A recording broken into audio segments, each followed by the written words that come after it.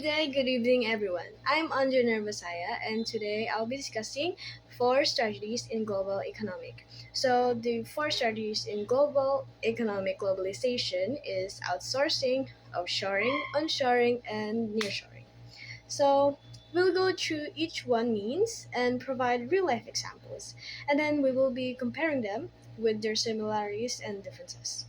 So let's begin with outsourcing. This is when a company hires another company to do certain tasks instead of doing them internally.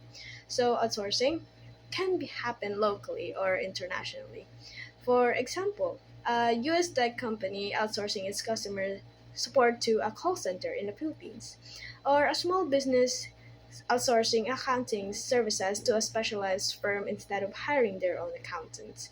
So the advantage of outsourcing is that when it reduces costs and allows companies to focus on their core activities. For instance, instead of worrying about the payroll or IT support, a company can just hire experts. However, though, outsourcing can also have challenges. Companies might have less control over the process, and sometimes quality can be inconsistent if the service provider doesn't meet expectation.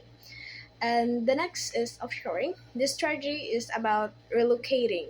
It is about relocating a company's operation or production to another country to take advantage of lower labor costs, resources, and even tax benefits.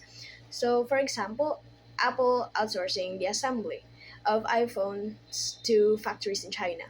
Many US clothing brands producing garments in Bangladesh or Vietnam because of labor costs there are much cheaper. The benefit of offshoring is access to cheaper labor, skilled workers, and sometimes a larger production capacity. But the challenges are significant too. Differences and even political instability in the host country can create risk. And the third strategy is onshoring, also known as domestic sourcing. So, this is when a company brings its operation back to its home country instead of relying on a foreign production. So, for example, some American car manufacturers moving their factories back from Mexico to the United States to avoid high tariffs and promote made in America products. And another example is Japanese companies producing electronics within Japan to highlight local and quality reliability.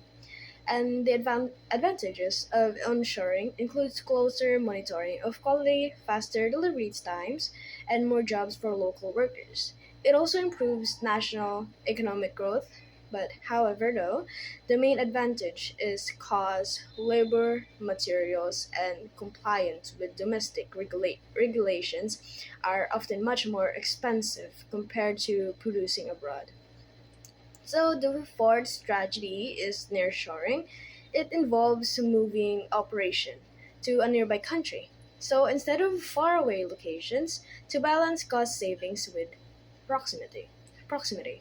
So, for example, the U.S. companies establishing factories in Mexico or Canada rather than in Asia because these countries are geographically closer. So, nearshoring provides several benefits: shorter shipping time, easier communication, and fewer cultural barriers compared to far off countries.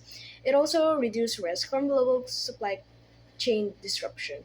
But nearshoring isn't always as cheap as offshoring to distant low cost countries, so companies sometimes face a trade off between savings and inconvenience. So let's move on to the similarities. All four strategies that companies use to cut costs, improve efficiency, remain competitive in the global market. And the differences is outsourcing is hiring an external company, which can be either local or abroad. Offshoring is moving entire operation to a faraway country. Onshoring is bringing operation back home. Nearshoring is relocating to a nearby country to balance savings and inconvenience. Oh no, convenience. Summarize, outsourcing, offshoring, onshoring, and nearshoring are all strategies that businesses use depending on their goals. Some companies want lower costs, other ones better control, and some need to balance efficiency with proximity. Ultimately, these strategies reflect how interconnected our world has become in this era of globalization. And that concludes my report. Thank you very much for listening.